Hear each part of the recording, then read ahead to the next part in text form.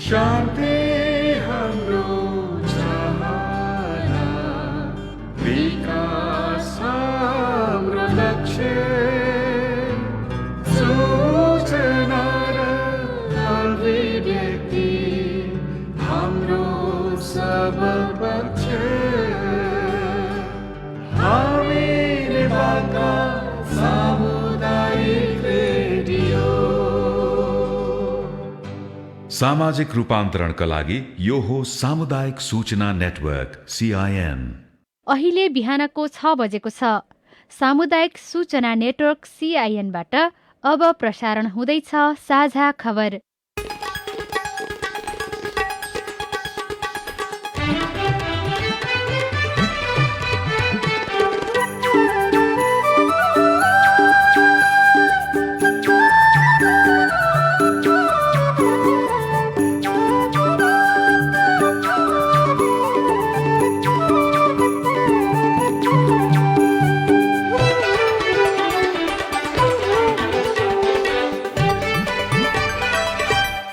शुभ प्रभात। यो CIN को साझा खबर हो। लील प्रकाश चन्दसँगै गोविन्द खड्काको तपाईलाई स्वागत छ। सामुदायिक रेडियोबाट देशैभरि एकैसाथ प्रसारण भइरहेको साझा खबर CINखबर.com र मोबाइल एप CIN-बाट पनि सुन्न सकिन्छ। आज 2077 साल मङ्सिर 15 गते सोमबार, नोभेम्बर 30 तारिक सन् 2020, नेपाल सम्वत 1141 कार्तिक शुक्ल पक्षको पूर्णिमा तिथि। साझा खबरमा प्रमुख खबरका शीर्षकहरू। सरकारले आज एकैपटक 7 प्रदेशमा झण्डै 400 अस्पतालको शिलान्यास गर्दै बलात्कार विरुद्धको कडा कानून लागू, मिलापत्र गराउने ओडा अध्यक्ष सहित 4 जना पक्राउ। राजनीतिक र सैन्य तहमा भएका समझदारी कार्यान्वयन गर्ने चीनको प्रतिबद्धता। नेपाल चीन सैन्य सहकार्य फेरि सुरु हुँदै, नेकपामा समाधानको विकल्प खोज्दै नेताहरू, विवादको गाँठो झन् कसिँदै। स्थानीय तहमा देखिएका विवाद समाधानका लागि संघीय सरकारको विशेष संयन्त्र, सबै आन्दोलनका घाइतेको उपचारको जिम्मा सरकारले लिने, भ्रष्टाचार सम्बन्धी प्रतिवेदन अस्वीकार। बेलायतमा अर्को सातादेखि कोभिड विरुद्धको खोप उपलब्ध हुने। अस्ट्रेलियाको सिडनीमा अहिलेसम्मकी अत्यधिक गर्मी। अफगानिस्तानमा विस्फोट, 31 सैनिक सहित 34 जनाको मृत्यु। र वर्ष दिनपछि 13औं सागको खर्च सार्वजनिक। खेल आयोजना भन्दा पूर्वाधारमा बढी खर्च। स्पेनिस ला लिगा फुटबलमा बार्सिलोनाको जित।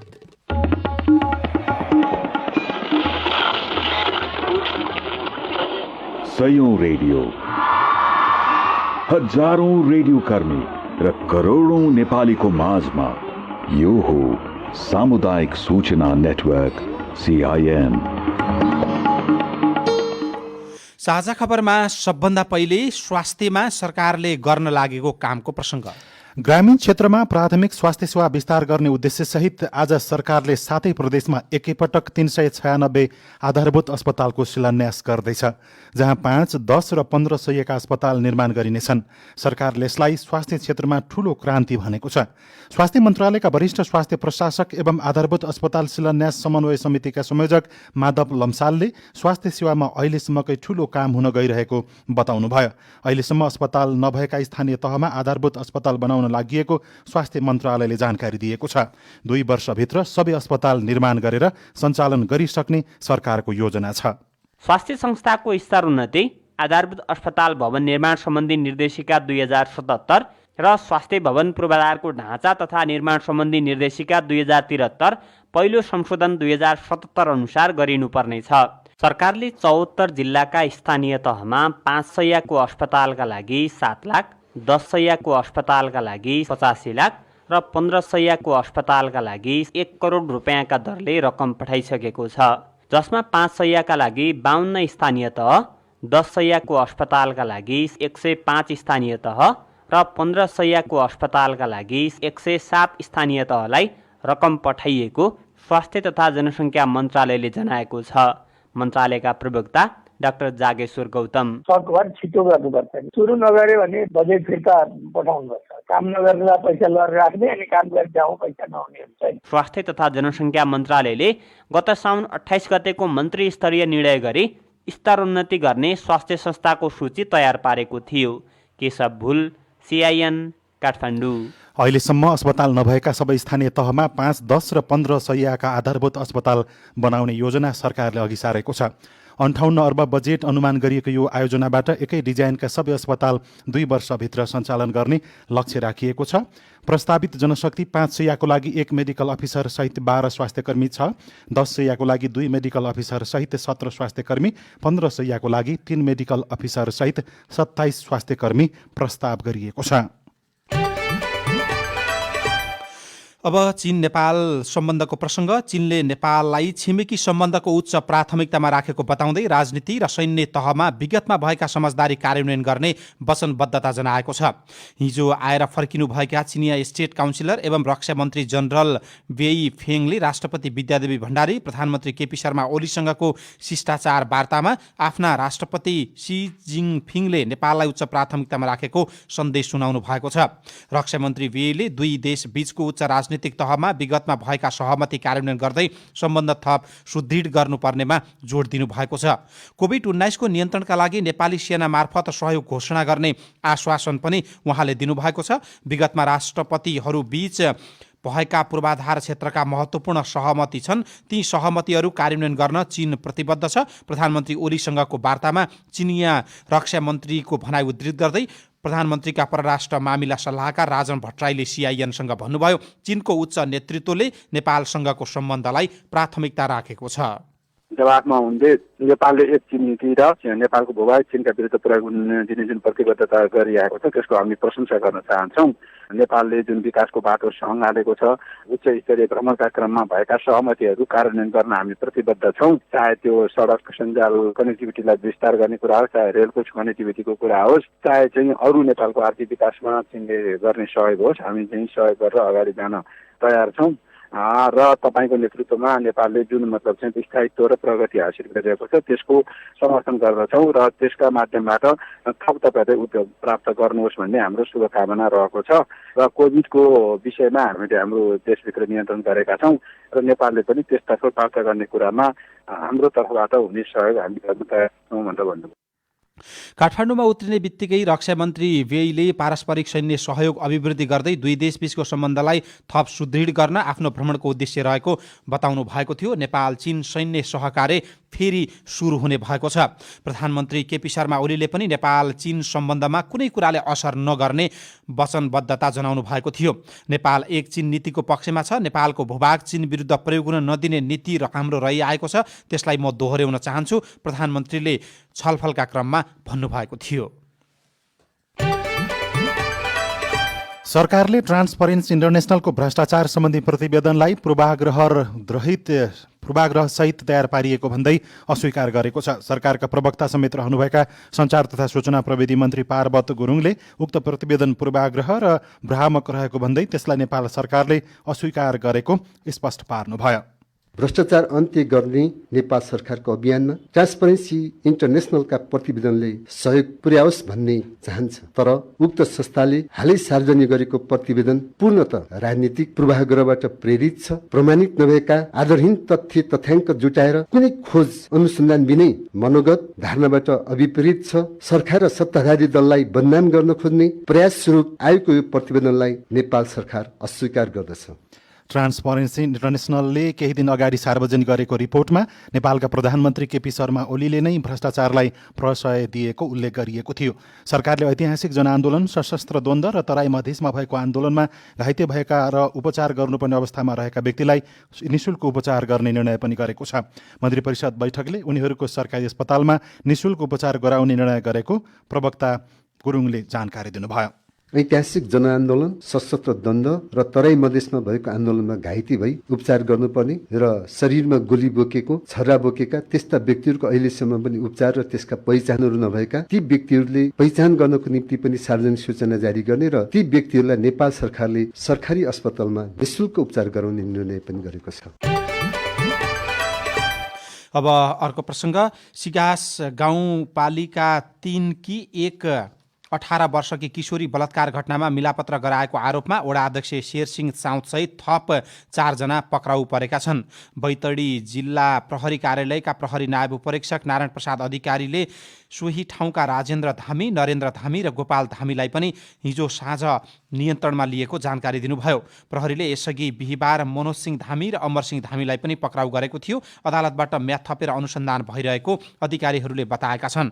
बलात्कार विरुद्धको कडा कानुन लागू भएपछि पहिलो पटक मिलापत्र गर्नेहरू पक्राउ परेका हुन्। बलात्कार घटनाका मुख्य आरोपी बैतडीको सिगास 3 का दीपक सिंह धामी फरार छन्। उनी पहिला नै भारत भागिसकेको प्रहरीले जनाएको छ। तर बलात्कार घटनामा पीडितहरूले अझै पनि न्याय र क्षतिपूर्ति नपाउने गरेको गुनासो गरेका छन्। दोषीको कसुर पुष्टि गर्न प्रहरीको अनुसन्धान फितलो हुने गरेको उनीहरूको भनाइ छ। अदालत पुगेका मुद्दामा पनि पेशी सरेको सरे हुने र कतिपय दोषीलाई अदालतले तारिखमा रिहा गर्दा त्यसले थप जोखिम निम्ति आएको उनीहरूले भनेका छन्। हिजै प्रतिनिधि सभाको महिला तथा सामाजिक समितिमा एक बालिकाले 4 वर्ष पहिले आफूमाथि भएको बलात्कारको विवरण सुनाउनु भएको थियो। उहाँले अझैसम्म आफू घर फर्किने वातावरण नभएको र पीडितलाई थप पीडामा पार्ने काम भइरहेको भन्नुभएको थियो। 6 वर्षको हुँदा उहाँ बलात्कारमा पर्नु भएको थियो। हिजो 10 वर्ष हुँदा उहाँले संसदमा आफ्नो पीडा सुनाउनु भएको हो। सरकारले 753वटा स्थानीय तहमा देखिएका विवाद समाधानका लागि संयन्त्र बनाएको छ। संघीय मामिला तथा सामान्य प्रशासन मन्त्रालयले 7वटा प्रदेशमा छुट्टा छुट्टै प्रदेश हेर्ने गरी उपसचिवको नेतृत्वमा संयन्त्र बनाएको हो। उपसचिव सरहका कर्मचारीलाई सहजकर्ताका रूपमा जिम्मेवारी दिएर स्थानीय तहमा देखिएका विवाद समाधान गर्ने जिम्मेवारी दिएको संघीय मामिला तथा सामान्य प्रशासन मन्त्रालयका प्रवक्ता वसन्त अधिकारीले सीआईएनलाई जानकारी दिनुभयो। 7 जना उपसचिवहरूलाई 7वटा प्रदेश तोकेका छौँ। 7 जना उपसचिव अन्तर्गत 7 जना शाखा विजिटलाई चाहिँ डेस्क नै बनाएर चाहिँ 7वटा प्रदेश हेर्ने गरी डेस्क बनाउने। त्यो डेस्कमा रिपोर्टिङ आइपुग्छ। त्यो डेस्कले त्यो रिपोर्टिङले सम्बन्धित अफिसरले चाहिँ फोकल पर्सनलाई जानकारी गराउँछ र त्यसपछि सहजकर्ता पठाउने हो कि सहसचिव पठाउने हो कि त्यहाँको सहजीकरण गरिदिने उहाँहरूको रिपोर्टिङमा सहजकर्ता पठाइदिने र उहाँहरूको समस्या समाधान गर्ने भन्ने कन्सेप्ट अगाडि ल्याएको र त्यो हामी तत्काल सुरु गर्छौँ। अब कुनै पनि स्थानीय तहमा विवाद सिर्जना भएमा सहजकर्ताको टोली स्थलगत रूपमा परिचालन गरिनेछ र विवाद समाधान गर्ने तयारी त्यही अनुसारले संयन्त्र निर्माण गरिएको मन्त्रालयले जनाएको छ।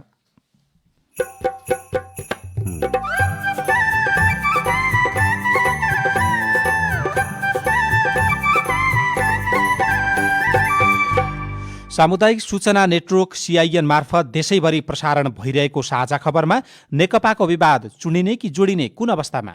सामान्य द्वन्द्व होइन, यो ज्यादै नै असामान्य द्वन्द्व हो। जुन खालको अहिले आरोप र प्रत्यारोप फर्केर जाने पुलले भत्काएर अगाडि बढेको देखिन्छ।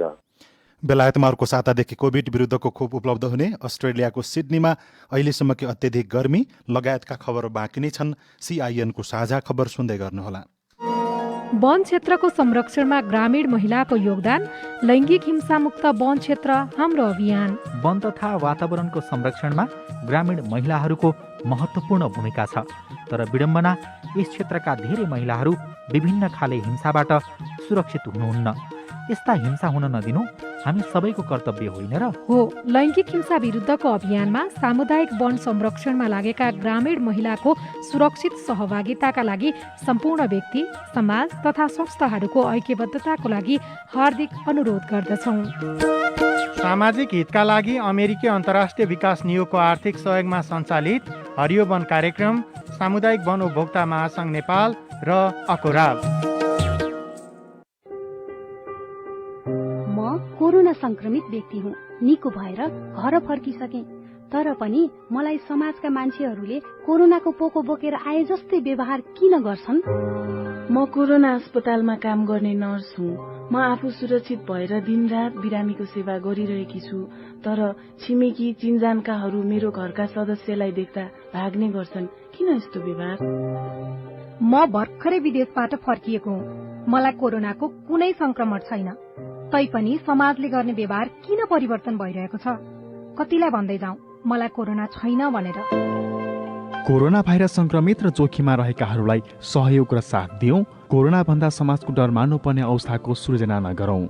युवाहरू परिचालित भएर यो सचेतना गाउँ टोलसम्म फैलाउँ। साथै संक्रमणबाट जोगिन साबुन पानीले मिची कम्तीमा 20 सेकेन्डसम्म हात धोऊ। पूर्ण सरसफाइका सूचकतर्फ ध्यान दियौं। UN Habitat र CIN। सामाजिक रूपान्तरणका लागि यो हो सामुदायिक सूचना नेटवर्क CIN।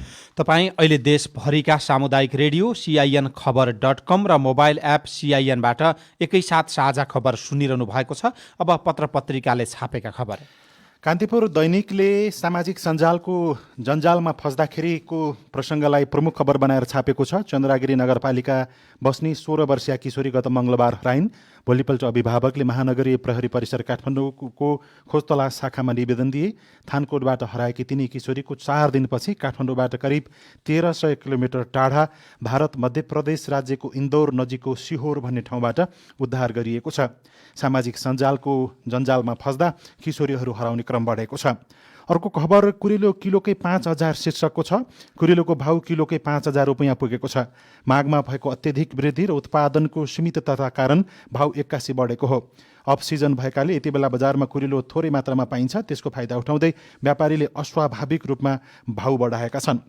कुरिलो सिजनल हो, बजारमा कहिले आउँछ कहिले आउँदैन। कालीमाटी फलफुल तथा तरकारी बजार विकास समितिका सूचना अधिकारी विनय श्रेष्ठले भन्नुभयो, बजारमा पाइने कुरिलो काठमाडौँ भित्रको हो, थोरै आउँछ, एकैछिनमा बिक्री भइहाल्छ, तर किलोको 5000 पुगेको छ। नयाँ पत्रिका दैनिकले भित्री पन्नामा नेपाल वायु सेवा निगमको नक्कली नियुक्ति पत्र र पोसाक बाँड्दै 200 भन्दा बढीबाट कम्तीमा 2 करोड ठगी भएको खबरलाई छापेको छ। काठमाडौँ गौशाला पिङ्गला स्थान चोकमै नसीमा कपाली 60 वर्षको चुरा पसल छ। पसलमै उहाँ टेलरिङ व्यवसाय पनि चलाउनुहुन्छ। नेपाल वायु सेवा निगमको सुब्बा बताउने सुरेश कुमार महतो सोही पसलमा दैनिक जसो आउँथे। बेला बखत सुट सिलाउने अर्डर पनि गर्थे। सोही क्रममा उनी निगमले करारमा कर्मचारी नियुक्ति गर्न खोजेको र सेटिङमा कर्मचारी खोज्ने जिम्मा आफूले पाएको सूचना नसीमासँग पटक पटक चुहाइरहनुहुन्थ्यो। 200 भन्दा बढीबाट कम्तीमा 2 करोड रुपियाँ ठगी भएको पाइएको छ। नागरिक दैनिकले नेपाल र भारतमा भाइरसको प्रकृति मिल्दोजुल्दो शीर्षकको खबर छापेको छ। जेठ 6 गते प्रतिनिधि सभाको बैठकमा बोल्ने क्रममा प्रधानमन्त्री केपी शर्मा ओलीले भन्नुभएको थियो, भारतबाट आएको भाइरस कडा छ, अरू देशको भन्दा नेपालमा भारतबाट आएको भाइरसले समस्या गरिरहेको छ। तर त्यो वैज्ञानिक आधारमा त्यो भनाइ आएको थिएन। 7 महिनापछि प्रधानमन्त्रीले दिएको अभिव्यक्तिसँग मिल्दोजुल्दो अध्ययन बाहिर आएको छ। नेपाल स्वास्थ्य अनुसन्धान परिषदले मुलुकमा पहिलोपटक गरेको कोभिड-19 भाइरसको अनुवांशिक अध्ययनले यहाँ पाइएका अधिकांश कोरोना भाइरसको प्रकृति भारतमा पाइएका भाइरससँग मिल्दोजुल्दो भएको देखाएको छ। अध्ययनले भारतबाट भित्रिएको भाइरस प्रधानमन्त्री ओलीले भने चाहिँ कडा भएको नभएको निष्कर्ष भने निकालेको छैन। नेपालमा चिसो मौसम सुरु भए यता कोरोना भाइरसका कारण मृत्यु हुनेको सङ्ख्या पनि बढिरहेको छ। पछिल्लो 24 घण्टामा कोरोनाका कारण 25 जनाको मृत्यु भएको छ। हालसम्म कोरोनाबाट मर्नेको सङ्ख्या 1479 पुगिसकेको छ। हिजो मात्रै 24 घण्टामा 1255 जना थप सङ्क्रमित थपिएका छन्। यो सँगै सङ्क्रमितको सङ्ख्या 2,31,978 पुगेको छ।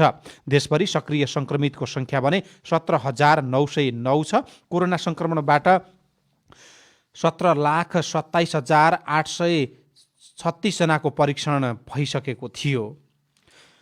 त्यसै गरी गोर्खापत्र दैनिकले धमाधम आयोजनाहरू अगाडि बढ्दै शीर्षकको खबर छापेको छ। गौतम बुद्ध अन्तर्राष्ट्रिय विमानस्थल निर्माणको काम अन्तिम चरणमा रहेको रूपन्देहीमा त्यस्तै अन्य ठुला आयोजना पनि धमाधम निर्माणको काम भइरहेको छ। निर्माणमा गति जारी रहँदा एकपछि अर्का ठुला आयोजनाको थपिने क्रम पनि जारी रहेको छ। पछिल्लो पटक यो साता सुरु भएका महत्त्वाकांक्षी ठुला आयोजना हुन् तिनाहु दानव करिडोर र झुम्सा खानेपानी आयोजना। विकास र पूर्वाधारका दृष्टिकोणले रूपन्देही देशकै केन्द्र बन्न लागिरहेको दीपक गेवालीले लेख्नु भएको छ।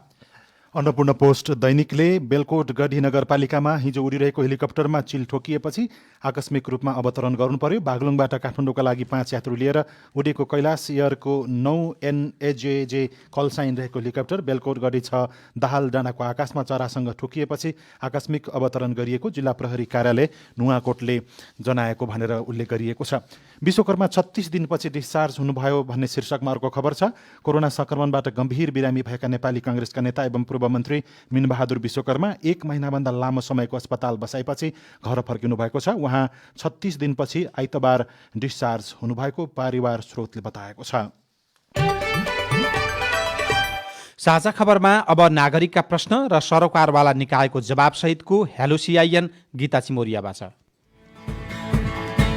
नमस्कार, म शिव पोखरेल, अर्घाखाँची जिल्ला पारेनी गाउँपालिका 1 पडेनादेखि। पहिला इन्डियामा जागिर गर्थेँ। कोरोना महामारीको कारणले गर्दा केही गरौँ भन्दै बाख्रा पालन व्यवसाय सुरु गरेको छु। यसमा सरकारले हामीलाई के सहयोग गर्न सक्छ हामीले त्यति बुझेका छैनौँ। युवा किसानका लागि नगरपालिकाले गर्ने सहयोगका विषयमा अर्घाखाँचीको पाणिनी गाउँपालिकाका अध्यक्ष अच्युत गौतम भन्नुहुन्छ। धन्यवाद शिव भाइ। हामी गाउँपालिकाबाट तपाईँलाई मागमा आधारित कार्यक्रम पनि दिन्छौँ र हाम्रोसँगै पकेट कार्यक्रम पनि बाख्राको पनि छ। पडगाउँमा पनि बाख्रा कार्यक्रम अहिले मुख्यमन्त्री कार्यक्रमहरू लागू गरेका छौँ। कृषि कार्यक्रमहरू पनि हामी गरेका छौँ। कोभिड प्रभावित विदेशबाट फर्केर आउनु भएको लागि कार्यक्रम छ। त्यो कार्यक्रममा तपाईँहरूले चाहिँ हाम्रो निवेदन चाहिँ नगरपालिकामा अथवा वडा कार्यालयमा हाल्नु भने त्यहाँबाट सहयोग हुन सक्छ। सबै संसदहरूलाई जिज्ञासा राख्न चाहन्छु कि मान्छे मार्छ, बलात्कार गर्छ, त्यस्ता व्यक्तिलाई 2-4 महिना 2-4 वर्ष जेल, फेरि उसलाई पैसा तिराउने छोडिदिने, त्यो कस्तो नियम हो यो? तर धरतीमा छुट्यो मन पर्छ घुमिआउँछ हो, त्यो अलिकति मैले बुझ्न सकेन। तपाईको प्रश्न हामीले संसदको कानून न्याय तथा मानवाधिकार समितिका सभापति कृष्ण भक्त पोखरेललाई सुनाएका छौँ। जहाँसम्म यहाँले जो पीडा व्यक्त गर्नु भएको छ कडा कारबाही हुनुपर्छ भन्ने सन्दर्भमा म नै संयोजक भएर नेपालको अपराध संहिता हामीले ड्राफ्ट गर्यौं र 2075 भदौ 1 गतेबाट लागू भइसकेको छ। सब प्रकारका अपराधलाई जेलमा नै मर्नुपर्छ हो। यसको प्रयोग 75 भदौबाट हुने हुँदाखेरि कतिपय मुद्दामा अहिले फैसला भइसकेका छैन, सर्वोच्चबाट अन्तिम नपुगेको हुँदाखेरि त्यस्तो भयो। गम्भीर प्रकारका मुद्दाहरूमा हामीले चाहिँ छुट दिन नपाउने गरी सरकारलाई बन्धनमा राखेका छौँ। नवलपरासी बर्दघाट सुस्तपूर्व काउसती वडा नम्बर 1 बाट ओम थापा मगर 2077 जेठ 18 गतेको मन्त्री परिषदको बैठकले देशभरिको सामुदायिक वन, साझेदारी वन, वैज्ञानिक वनहरूको काठ दाउरा, निकासी, ढुवानी बिक्री वितरण रोक्ने निर्णय गरिएको थियो, जुन आजसम्म पनि खोलिएको छैन। लाखौं जनता घर बनाउन नपाएर पीडामा छन्, जसको बारेमा नेपाल सरकार वन मन्त्रालय के तयारी गर्दैछन्? तपाईको आवाज हामीले वन मन्त्रालयका प्रवक्ता सहसचिव प्रकाश लम्साललाई सुनाएका थियौं। धन्यवाद ओमजी, यो समस्या उठाउनु भएको छ। वन तथा वातावरण मन्त्रालयले यसको लागि गृह कार्य गरिरहेको छ। यहाँले छिट्टै सुन्नुहुनेछ। हामीले चाहिँ तयारी पनि गरिरहेका छौँ र यसको परिणाम छिट्टै सुन्नुहुनेछ। सबै समस्याहरू समाधान। म हरिकोली रसुवा जिल्ला गोसाइकुण्ड 6 धुन्चेबाट तत्कालीन अर्थमन्त्री डाक्टर युवराज खतिवडाज्यूले बजेट वक्तव्यमा भूमिहीन दलित तथा सुकुम्बासी सम्बन्धी समस्या समाधान गर्न बजेट छुट्याइएको छु भन्नुभएको थियो। यो व्यवस्थाको काम कारवाही के कति भइरहेछ? तपाईले राख्नु भएको यो विषयमा हामीले भूमि व्यवस्था, सहकारी तथा गरिबी निवारण मन्त्रालयका सूचना अधिकारी उपसचिव टोल राज उपाध्यायसँग कुराकानी गरेका छौँ। बजेटमा भूमि सम्बन्धी समस्या समाधान आयोगको लागि 50 करोड रकम छुट्याइएको छ। त्यति बेला केन्द्रमा आयोग गठन भइसकेको छ, जिल्लामा गठन हुने क्रम छ, काम चाहिँ भइरहेको छ। यद्यपि आउटपुट आउने समय भइसकेको छैन। तपाईँ जुनसुकै बेला हाम्रो फोन नम्बर 015260 मा फोन गरेर आफ्ना प्रश्न रेकर्ड गर्न सक्नुहुनेछ। अब विदेशका खबर। बेलायतमा डिसेम्बरको पहिलो साताभित्र कोभिडको खोप उपलब्ध हुने भएको छ। अमेरिकी औषधि कम्पनी फाइजर र जर्मन साझेदार बायोएनटेकले विकास गरेका खोप 7 डिसेम्बरभित्र ब्रिटेनमा आइपुग्ने विवरण सार्वजनिक भएका छन्। एनएचएस इङ्ल्यान्डले बेलायतमा अस्पतालमा 7 देखि 9 डिसेम्बरभित्र खोप आइपुग्ने जनाउँदै तयारी अवस्थामा रहन आह्वान गरेको बेलायती सञ्चार माध्यमहरूले लेखेका छन्। बेलायतमा खोपका विषयमा नयाँ मन्त्रीलाई जिम्मेवारी दिएको छ। स्वास्थ्य मन्त्री हुँदाहुँदै खोपकै विषयमा काम गर्न अर्को मन्त्री नियुक्त गरेको पनि अन्तर्राष्ट्रिय सञ्चार माध्यमले लेखेका छन्। अफगानिस्तानका विभिन्न 2 स्थानमा गराइएका बम विस्फोटमा कम्तीमा 34 जनाको मृत्यु भएको छ। पूर्वी प्रान्त गजनीमा एक आक्रमणकारीले हिजो विस्फोटको सामग्री भरिएको गाडी कम्पाउन्डको सैन्य शिविरमा विस्फोट गराउँदा 31 जना सैनिकको मृत्यु भएको बीबीसीले लेखेको छ। र अस्ट्रेलियाको सिडनीमा अहिलेसम्मको अत्याधिक गर्मी महसुस गरिएको छ। हिजो त्यहाँको तापक्रम 42.6 डिग्री थियो। अब खेल खबर। राष्ट्रिय खेलकुद परिषद राखेपाले झण्डै 1 वर्षपछि 13औं दक्षिण एसियाली खेलकुद सागको खर्चको विवरण सार्वजनिक गरेको छ। राखेप सदस्य सचिव रमेश कुमार सिलवालले वाचा गरेभन्दा 9 महिनापछि आइतबार पत्रकार सम्मेलन मार्फत सागको खर्चको विवरण सार्वजनिक गर्नुभएको हो। सार्वजनिक खर्च विवरण अनुसार साग खेलकुदतर्फ 1 अर्ब 31 करोड 78 लाख 43,061 रुपियाँ खर्च भएको छ। स्पेनिस ला लिगा फुटबलमा बार्सिलोनाले सहज जित निकालेको छ। घरेलु मैदानमा गैराती भएको खेलमा ओसासुनालाई 4-0 गोल अन्तरले पराजित गर्दै बार्सिलोनाले सहज जित निकालेको हो। घरेलु टिम दक्षिण अफ्रिका विरुद्धको T20 क्रिकेट सिरिज इङ्ल्यान्डले जितेको छ। हिजो भएको दोस्रो खेलमा दक्षिण अफ्रिकालाई 4 विकेटले पराजित गर्दै इङ्ल्यान्डले एक खेल अगावै सिरिज जितेको हो। इङ्ग्लिस प्रिमियर लिग फुटबलमा चेल्सी र टोटेनहमले बराबरी खेल्दै अङ्क बाँडेका छन्। गैराती भएको खेलमा चेल्सीको मैदानमा भएको खेलमा दुवै टोलीले पाएको मौकालाई सदुपयोग गर्न नसक्दा बराबरीमा रोकिनु परेको हो।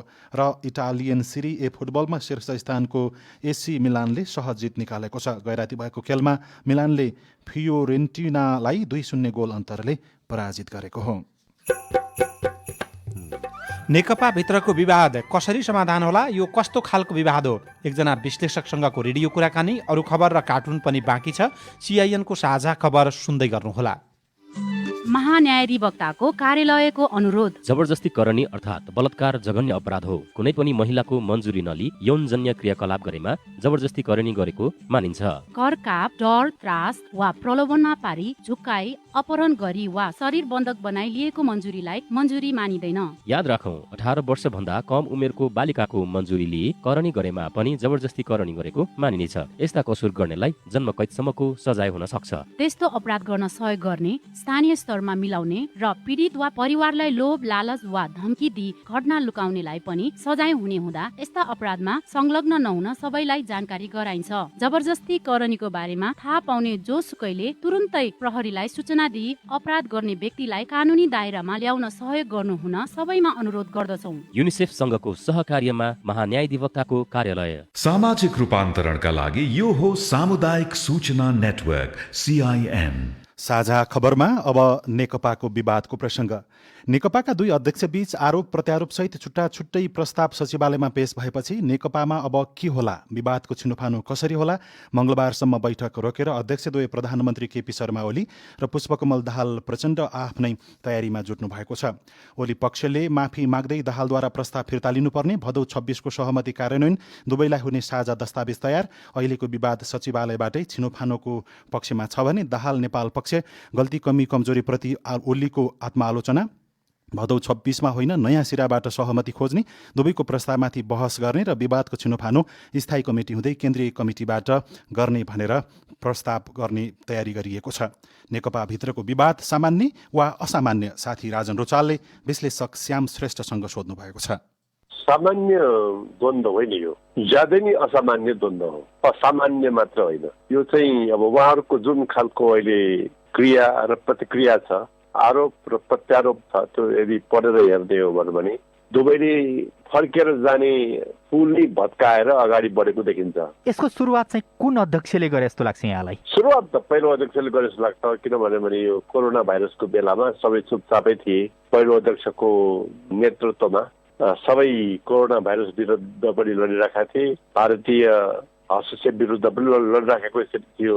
त्यो बेलामा एकाएक पार्टी फुटाउने अध्यादेश आयो, त्यहाँबाट यो चर्किएको हो। तर पछिल्लो पटक दोस्रो अध्यक्षले अथवा कार्यकारी अध्यक्षले चाहिँ आरोप प्रत्यारोपको श्रृङ्खला सुरु गर्नुभयो, प्रस्तावको रूपमै लिएर जानुभयो, त्यहाँबाट सुरु भयो भन्छन् नि त मान्छेहरूले। यो त बिचको एउटा घटना मात्रै हो। यो नभए तापनि उहाँहरूको बिचमा संवाद टुटिरहेको स्थिति थियो। अब दुवैलाई नगरिरहेको स्थिति थियो। जम्मै कुराको यो बिचको घटना मात्रै हो यो। तर यो घटनालाई नि आरोप प्रत्यारोप दुवै पक्षबाट भए पनि यो मनको मैलो धुने काम भयो दुवै तर्फबाट भनेर बुझ्दा हुँदैन? मनको मैलो धुने बाटो उहाँहरूसँग थियो। स्थायी समितिको बैठक डाकेर त्यहाँ पनि मनको मैलो धुन सकिन्थ्यो। केन्द्रीय समितिको बैठक डाकेर त्यहाँ पनि मनको मैलो धुन सकिन्थ्यो। संसदीय दलको बैठक डाकेर त्यहाँ पनि धुन सकिन्थ्यो। त्यो दुईटै बैठक उहाँहरू रुचाइरहनु भएको छैन, खास गरी प्रधानमन्त्री। अब यो बैठक नरुचाउने, दुईजना अध्यक्ष मात्रै एक बसेर कुराकानी गर्न रुचाउने खालको जुन परिवेश छ, यही परिवेशले यसलाई चर्काएर लग्या हो। पछिल्लो पटक चाहिँ दोस्रो तहका नेताहरू पनि पार्टी भित्रको विवाद मिलाउनको लागि त्यति धेरै सक्रियताका साथ लागेको देखिँदैन। यसलाई चाहिँ ठुलो आधी अगाडिको सन्नाटाको रूपमा लिने कि भित्रभित्रै केही न केही यिनीहरूले मिलाउन खोजिराखेका छन्, राम्रैको लागि मौन बसिराखेका छन् भनेर बुझ्ने? आधी अगाडिको सन्नाटा हो यो, एउटा मसान घाटको शान्तिबाट भन्छु म त यसलाई। किनभने यो पहिलो पटक एमालेमा पार्टी फुट हुन लागेको थियो महाधिवेशनको बेलामा। त्यतिखेर पनि केपी ओली र माधव कुमार नेपालको बीच चर्के भएर पार्टी फुटको डिलेमा पुगिसकेका थियो। बचाएका थिए कार्यकर्ताहरूले। यसपालि कार्यकर्ताहरू ज्यादै मौन छन्, ज्यादै निरीह पनि देखेका छन्। उनीहरूले केही गरिरहेको देखिँदैन। अब यो कार्यकर्ताहरू निरीह बस्ने, केन्द्रीय समितिको बैठक नबस्ने भने पछाडि उहाँहरूको यो झगडालाई सल्ट्याउने कसले? तर नेकपाभित्र दुईटा ढुङ्गाको बीचमा टक्कर चलिरहँदाखेरि त्यो बीचबाट पिपल उम्बिएर त्यो पिपलले चाहिँ पार्टीलाई भर्तेक गर्ने सम्भावना, तेस्रो धारको रूपमा केही आउने सम्भावना देख्नुहुन्छ? त्यो पिपलको उसबाट निस्कने सम्भावना छैन। यो सम्भावना तीनटा ठाउँ छ जहाँबाट यसको लागि पहल गरिनु हुन सक्छ। एउटा केन्द्रीय समिति, अर्को चाहिँ संसदीय दल, अर्को चाहिँ कार्यकर्ताहरूको ठूलो संख्याको दबाव। तीनटा पक्ष मिलेर गरेको खण्डमा पनि यो समस्याको समाधान भेट्न सकिन्छ। धेरै ठूलो कुरा छैन यो। पद र जिम्मेवारीहरूको न्यायोचित विभाजन गर्न थाल्ने हो प्रधानमन्त्रीले हो भनेदेखि यो झगडा 24 घण्टामा टुङ्गिन्छ।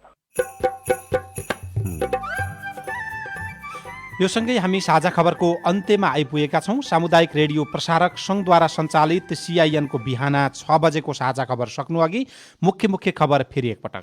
सरकारले आज 7 प्रदेशमा एकैपटक झण्डै 400 अस्पतालको शिलान्यास गर्दै बलात्कार विरुद्धको कडा कानुन लागू, मिलापत्र गराउने वडा अध्यक्ष सहित 4 जना पक्राउ।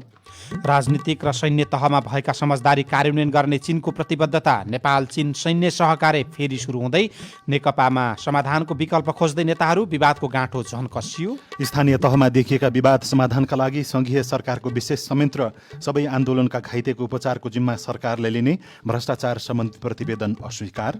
बेलायतमा अर्को सातादेखि कोभिड विरुद्धको खोप उपलब्ध हुने, अस्ट्रेलियाको सिडनीमा अहिलेसम्मकै अत्याधिक गर्मी, अफगानिस्तानमा बम विस्फोट, 31 सैनिक सहित 34 जनाको मृत्यु र वर्ष दिनपछि 13औं सागको खर्चको विवरण सार्वजनिक।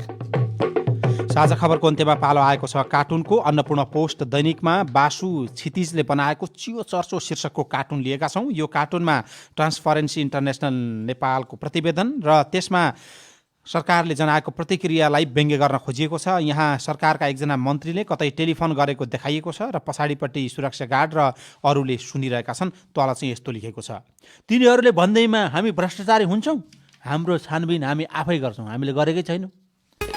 हवस् त, प्राविधिक साथी सुनिल राज भारतलाई धन्यवाद। अहिलेलाई गोविन्द खड्का र लील प्रकाश चन्द बिदा भयौँ। तपाईँको आजको दिन शुभ होस्। नमस्कार। यसपछि देशभरिका सामुदायिक रेडियोबाट कार्यक्रम जनजीवन प्रसारण हुनेछ, सुन्ने प्रयास गर्नुहोला।